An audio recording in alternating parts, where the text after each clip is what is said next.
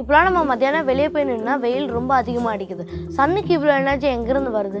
இப்போ இந்த பேப்பர் எரியணும்னா இந்த பேப்பரை சுற்றி ஆக்சிஜன் இருந்தால் தான் இந்த பேப்பர் எரியும்.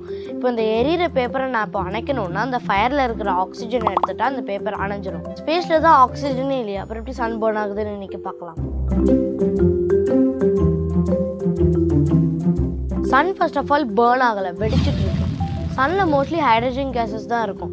நம்ம ஏர்த்தில் எப்படி கிராவிட்டியோட ஃபோர்ஸ் இருக்கோ அதே மாதிரி சன்லேயும் கிராவிட்டி ஃபோர்ஸ் இருக்குது. சன்னில் இருக்கிற கிராவிட்டியோட ப்ரெஷர்னால 2 ஹைட்ரஜன் ஆட்டமும் ஃபியூஸ் ஆகி ஹீலியம் ஆட்டமாக கன்வெர்ட் ஆகும்.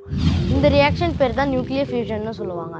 இந்த நியூக்ளியர் ஃபியூஷன் நடக்கிறதுனால சன்லேருந்து நிறைய எனர்ஜி ரிலீஸ் ஆகுது. ஹைட்ரஜன் 1ல் இருக்கிற ப்ரோட்டானும் ஹைட்ரஜன் 2ல் இருக்கிற ப்ரோட்டானும் இந்த 2 ப்ரோட்டான்ஸுமே பாசிட்டிவ்லி சார்ஜ். பாசிட்டிவ் எப்போவுமே ரிப்பல் தான் பண்ண செய்யும். ஆனால் இந்த ரிப்பல்சிவ் ஃபோர்ஸை மீறி சன்னில் இருக்கிற கிராவிடேஷனல் புல்னால இந்த ரெண்டுமே மோதுறதுனால நிறைய எனர்ஜி க்ரியேட் ஆகும்.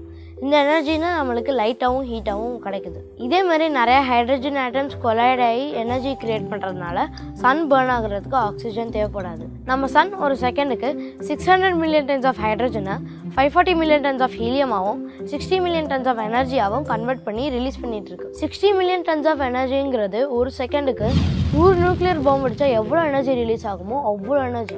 சன்னு பர்ன் ஆகலை, வெடிச்சிட்டு இருக்குன்னு நான் ஏன் சொன்னேன்னு உங்களுக்கு புரிஞ்சிருக்கும்னு நினைக்கிறேன். இதே மாதிரி கொஷின்ஸ் இருந்ததுன்னா #askன்னு டைப் பண்ணி கமெண்ட் பாக்ஸில் கமெண்ட் பண்ணுங்கள். சப்ஸ்கிரைப்